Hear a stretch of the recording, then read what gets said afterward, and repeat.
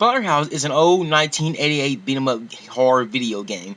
Back then for the arcades, it was really one of the most gory and violent video games out there. If you look at it today, it's not really all that gory and violent like it looks like it is, but back then for its time, it really was. So like I said, back then in the arcade, everyone loved to play it, and especially the kids. Speaking of the kids, all of the parents, especially for the mothers, they had a huge problem seeing their kids playing something this violent in the arcades, and the mothers didn't pretty much like it. So with all the problems and the complaints that the mothers had, it had to be banned from the arcades, and it had to be available on the home console.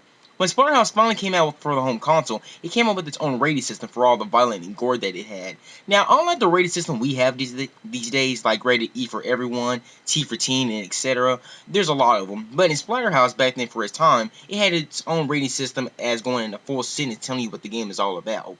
The 1988 Splatterhouse classic horror video game on the home console had its own rating system, like I said. What it actually says is, the horrifying theme of this game might be inappropriate for young children and cowards. A pretty good rating system, but like I said, it had its own rating system because of all the gore and violence that it had.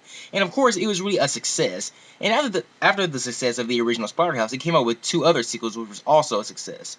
So now, in this video, I will give out my short summary of the remake of the original Splatterhouse of the 2010 remake. So sit back, relax, because here comes my short summary of what I think of the 2010 remake of Splatterhouse. So, I'm not going to give anything away, no spoilers or anything like that, but to get the story plot really short and simple, there are 2 lovely couples named Jennifer Willis and Rick Taylor. Jennifer Willis has an interview with one of her teachers who is a professor in necrobiology, and you know what, it's kind of awkward because she also had a date with her boyfriend Rick on the same exact day, but her boyfriend Rick Taylor decides to go with Jennifer just to make sure nothing bad happens. Also, at the same time, Rick is trying to propose to Jennifer since they've been a couple for a very long time. But once they arrive at Dr. West's mansion, when Rick is about to propose to Jennifer, Dr. West appears out of nowhere with evil monster experiments. And the bad thing is that the monsters kidnaps Jennifer, and at the same time, one of them actually kills Rick. Well, almost kills him. While one of the monsters kidnaps Jennifer, Rick is laying on the floor dead, well, almost dead. Next to him, he sees a mysterious mask talking to him. The mask clearly tells Rick if he puts on the mask, he will help him save Jennifer. Well, with nothing else to do, Rick has no choice but to put on the mask. Once Rick puts it on, he transforms into a belching monster Hulk.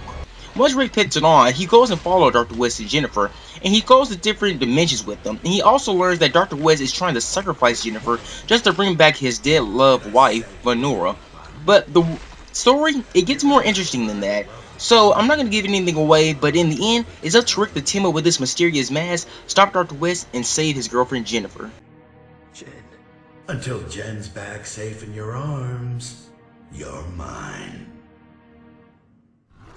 Okay, now let's finally get into the gameplay. Well, the gameplay, like I said, is just like another beat-em-up game. You have to, of course, beat the crap out of your enemies every time you encounter an enemy, and you just progress to the story mode. Well, besides beating up your enemies, you can also go into Berserk mode, and you can also use splatter kills. But let's talk about Berserk mode first. Well, first of all, let me say that on the left top corner of the screen, the purple bar shows your health, and the red bar, the bottom bar is your blood that you encounter from the enemies. Once you defeat your enemies, blood from the enemies will be translated into Rick. So whenever you defeat an enemy, blood will be transferred into Rick, and also the blood meter will grow. To go in your Berserk mode, the blood meter has to be at least over 3 bars. When it's over 3 bars, you can finally go in your Berserk mode. Finally, when you're in your Berserk mode, Rick transforms into a bigger monster, and he can destroy enemies more than like 1 or 2 or 3 hits. Honestly, he's a lot stronger than normal Rick, but of course you need to be over 3 blood meter bars to make it happen. Of course, there's a time limit, so you can't be in it very long, but that's the Berserk mode for you. And the splatter kills, well, let's just say it's like Fatality in Mortal Kombat. When your enemies are almost dead, and when you see your enemies glowing red, which is hard to see sometimes, but you can see it. But when your enemies start glowing red, you press the B button, and then you start using splatter kills on your enemies. Rick does one of the most brutal things to enemies that I've ever seen in a video game. Yeah, a lot more brutal than Kratos. Yes, in other words, I am saying I think Rick is a lot brutal than Kratos. One thing you should know about Splatterhouse is that blood is very important in this game. You need to go in your Berserk mode, you need it to live, and you also need to buy abilities in the shop. Let's talk about that for a very quick second. Once you defeat your enemies, like I said, the blood gets absorbed into Rick, so you can go into your Berserk mode. But other than that, you can also go in the shop and buy new skills for Rick. Once you're in the shop, on the left side of the screen shows the blood meter which you encounter from the enemies, and you can buy abilities that you want Rick to have. You can make Rick stronger by having more skills, use new weapons and everything, which we'll get to the weapons later on, and you know, you can make Rick a lot lot more stronger by gaining blood.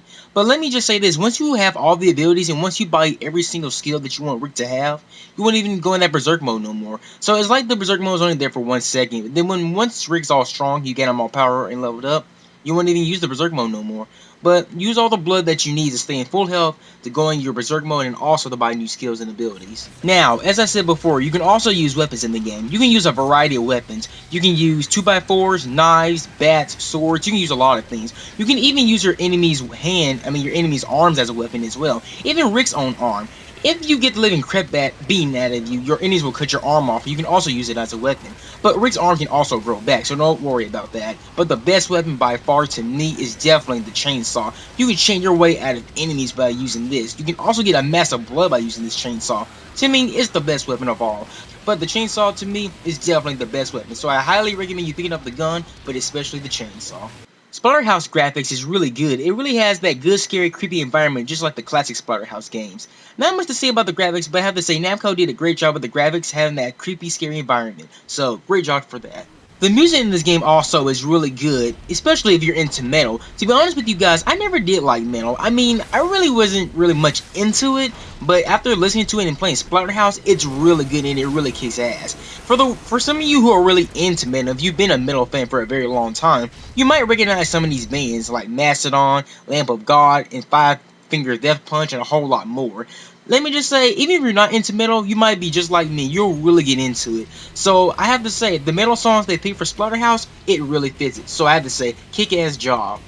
Okay, now let's finally go into the voice acting. Now, if you see my reviews for a very long time, I don't really brag about voice acting, but in this video, I'll make an exception. Plus, there are only 4 characters in the game, and also, there are only 4 voice actors. But even though there are only 4 characters, I still would like to talk about them for a quick second. The main character, Rick Taylor, doesn't sound annoying, he doesn't sound like a nerd, he actually sounds like a normal teenager. I know the whole point is to make him sound like a nerd, which he is, but again, he sounds like a normal teenager guy. He's also voiced by Josh Keaton, which some of you might know him the voice as the voice of young Hercules in Disney's Hercules. So Josh Keaton was a perfect choice to voice Rick. His girlfriend Jennifer Willis is voiced by Chanel Workman or Chanel Gray, or however you want to pronounce her last name. But Chanel Workman or Chanel Gray, she actually does a great job as the voice of Jennifer. She sounds like a teenager girl, she doesn't sound annoying or anything, and she actually has a hot voice, voiced by Chanel. Also, she's also the voice actor behind Larxene in Kingdom Hearts Rechain of Memories. I really don't even like Larxene in Kingdom Hearts, but as Jennifer, I don't mind her too well. So Chanel as the voice of Jennifer, not too bad. Dr. Henry West, who is the evil scientist, he actually sounds like an evil scientist in an evil mastermind. So a great job for him by his voice actor. He's also voiced by Richard Dole. Richard Dole was also the voice actor of Big Boss in Metal Gear Solid 4. Amazing. He actually sounds like an evil genius in an evil mastermind. So great job for Richard Dole. And last but not least is the Terramaz, who is both scary and freaking hilarious. And he is voiced by Jim freaking Cummings. Jim Cummings, a guy who has done a truckload of voice acting, and a guy who's been voicing since the 1980s. Jim Cummings. So I have to say, Jim Cummings did a fantastic job with the Maz being both scary and both being freaking hilarious. Great job for him. Overall, the voice acting kicks ass. I have to say, Namco picks some really good voice actors. I love them. In the end, Splatterhouse is a really good beat-em-up game. It's really good, so I highly recommend it. And this is coming from a guy who doesn't even play a lot of fighting games, but I still recommend it even if you only play a little fighting games. Also, one thing I should mention, unlike video games these days that have like a truckload of sequels like Sonic, Mario, Devil May Cry, Grand Theft Auto, Call of Duty, Uncharted, God of War, and all the other games that have a lot of truckload of sequels, unfortunately, Splatterhouse doesn't get that gratitude. It doesn't get a sequel. Not next year, not 2013, 14, or 15, or any nowhere in the future. My friend who got me into Splatterhouse said something about the team was getting cut off or something. Namco couldn't make a sequel. I didn't fully understand, but there's no sequel being made.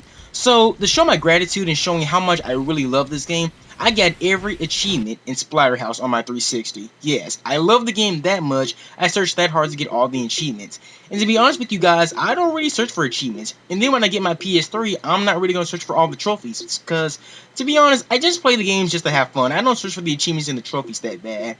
But for Splatterhouse, I had to make an exception because I really truly love this game and I really enjoyed it. But who knows, it might get a sequel in the next 20 or 30 years from now. So I don't know. I might be in my 20s or my 30s or my 40s when maybe when the sequel come out. but I don't care. I don't care how old I get, I will play the hell out of the sequel. So whenever the sequel will come up for Splatterhouse, I'll definitely play the hell out of it. So as I said, in the end, it's a really good video game. And I have nothing I can nitpick about it. I have nothing wrong with it. I couldn't even try to nitpick if I had to say what was terrible about the game. So I say it's really good. So I give it a solid blood 10 out of 10, and I give it 5 out of 5 stars. A really worth the beat 'em up game to try out. So if you're a beat 'em up fan, I say pick it up. Unless you're 18 and up, because this game is rated M for mature.